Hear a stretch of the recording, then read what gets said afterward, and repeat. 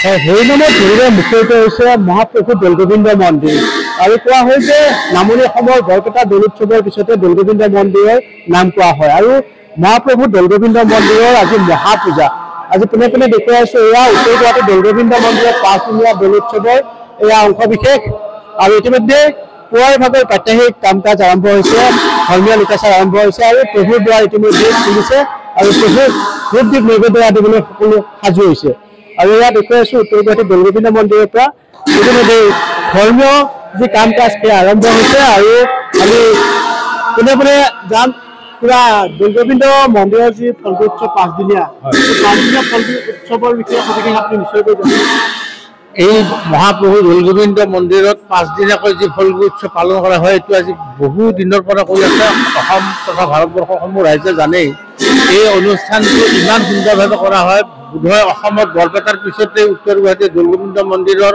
এই যি বাৰ্ষিকভাৱে যি ফলগু উৎসৱ ইয়াৰ আনন্দ উপভোগ কৰে ভাৰতবৰ্ষৰ বিভিন্ন ঠাইৰ পৰা বহু যাত্ৰী ইয়ালৈ আহে অসমৰ বিভিন্ন ঠাইৰ পৰা ইয়ালৈ আহে ঠাকুৰ কেইদিন ইয়াৰ যিটো পৰিৱেশ এই পৰিৱেশ অৱশ্যে অসমৰ অন্য ঠাইত পায় বুলি মই নাভাবোঁ এইকাৰণে যে ইয়াৰ হাজাৰ হাজাৰ যাত্ৰী আহি যেতিয়া ফলগু উৎসৱ মানে উপভোগ কৰে তেওঁলোকৰ নাম কীৰ্তন বা অন্যান্য সাংস্কৃতিক অনুষ্ঠানবিলাকো চায়েই তাৰ উপৰি তেখেতসকলক চাহ ভাতৰ পৰা সকলো ধৰণৰ আপ্যায়নৰ ব্যৱস্থাও কৰে হাজাৰ হাজাৰ ৰাইজে এই 5 দিন ধৰি এই উত্তৰ গুৱাহাটী দৌলগোবিন্দ মন্দিৰত যিটো পৰিৱেশ হয় সেই পৰিৱেশ বৰ্ণনাতীত যি হওক মই আজি এই অনুষ্ঠানত আপোনালোকে জানে ৰাতিপুৱা ভাগৱত পাঠ হয় মই ভাগৱত পাঠৰ কাৰণে আহিছোঁ আৰু গতিকে মই অসমৰ সমূহ ৰাইজক আহ্বান জনাম যেন উত্তৰ গুৱাহাটীৰ এই দৌলগোবিন্দ মন্দিৰৰ ফলগু উৎসৱ এবাৰ চাবলৈ বছৰত আহিলে ভাল পোৱা সকলোকে মই আহ্বান জনাইছোঁ ধন্যবাদ আৰু প্ৰভু শ্ৰৱণ কীৰ্তন বন্দনা পাছত সৰ্বতো বিমোচন হয় যাৰ বাবে প্ৰভু দৌলগোবিন্দ আশীষ ল'বলৈ এই যি দৌলগোবিন্দ মন্দিৰৰ 5 দিনীয়া ফলগু উৎসৱত সকলো প্ৰান্তৰ সৰ্বভাৰতৰ লোক আহি উপস্থিত হয় ভক্ত দৰ্শনাৰ্থী উপস্থিত হয় আৰু পোনে পোনে দেখুৱাই আছে দৌলগোবিন্দ মন্দিৰৰ মহাপ্ৰভুৰ দ্বাৰ ইতিমধ্যে খুলিছে আৰু মহাপ্ৰভুক যথাবিহিত ব্যৱস্থাৰে পূজা অৰ্চনা কৰা হৈছে আৰু বিভিন্ন প্ৰান্তৰ পৰা ভক্তসকল আহিছে আমি পোনে পোনে জানিম ক'ৰ পৰা আহিছে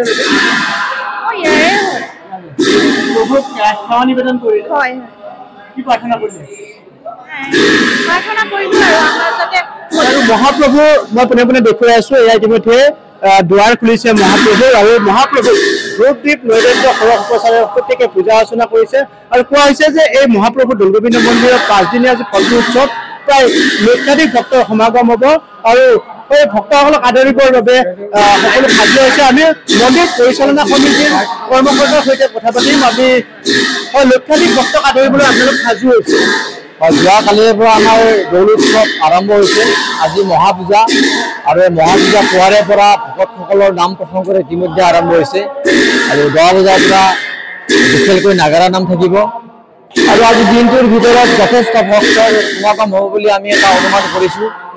আৰু বতৰটো যদিও বা বেয়া তৎসত্ত্বেও ভক্তৰ ৰাতিপুৱাৰ পৰা ইতিমধ্যে অহা আৰম্ভ হৈছে আজি মহাপূজা দুপৰীয়া এটা ভোম হ'ব আৰু সন্ধিয়াকৈ এটা ভোম হ'ব আৰু মহাপ্ৰভুক আজি 3 বস্ত্ৰ পৰিধান কৰি যি ফাল্গুনীয়া পৰ্ব সি এটা বৰ আকৰ্ষণীয় পৰ্ব আৰু সেই ফাল্গুনীয়া পৰ্বটো আচলতে দুবাৰকৈ হ'ব দুপৰীয়া এবাৰ হ'ব আৰু সন্ধিয়া এবাৰ প্ৰায় 8 বজাত আজি মহাপূজা শেষ হ'ব আৰু 8 বজাৰ পিছত তেখেতৰ যি মাহ প্ৰসাদ ভোগ আদি বিতৰণ কৰা হ'ব তাৰ লগে লগে যিসকল ভক্ত আজি এই দৌল উৎসৱত বা প্ৰভুক দৰ্শন কৰাৰ কাৰণে আহিব তেখেতসকলক যদি আমি আপ্যায়ন কৰিব পাৰোঁ কোনো কাৰণত যদি তেখেতলোকে অসুবিধা নাপায় তাৰ বাবে আমি কমিটিৰ ব্যৱস্থা হাতত ৰাখিছোঁ আৰু আশা ৰাখিছোঁ সন্ধিয়াৰ ভাগৰ যি সাংস্কৃতিক অনুষ্ঠান সেই অনুষ্ঠান ভাগিও সুকলমে অনুষ্ঠিত হ'ব বুলি আমি আশা ৰাখিছোঁ ধন্যবাদ আৰু দৌলগোবিন্দ মন্দিৰৰ যি আজি যিহেতু মহাপূজা গতিকে দিনৰ ভাগত প্ৰভুক ফাকু দিয়াৰ লগতে সন্ধিয়াৰ ভাগতে ফাকু দিয়া পৰ্ব আৰম্ভ হ'ব আৰু মই চবতে দেখুৱাইছোঁ এনেধৰণে খুব সুন্দৰকৈ পুষ্পমালাৰে সজ্জিত কৰা হৈছে আৰু খুব সুন্দৰ এটা পৰিৱেশ আচলতে গোটেই দৌলগোবিন্দ মন্দিৰতে এই 5 দিন হৰি ভকতৰ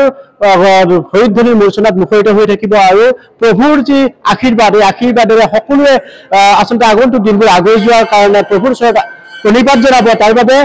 এই 5 দিন প্ৰায় লক্ষাধিক ভক্তৰ সমাগম হ'ব আপুনি বিচৰা বাতৰি পাব কেৱল নিউজ 18 এপত নিউজ 18 এপ ডাউনলোড কৰিবলৈ স্ক্যান কৰক এই QR কোড গুগল প্লে ষ্টৰতো পাব এই নিউজ 18 এপ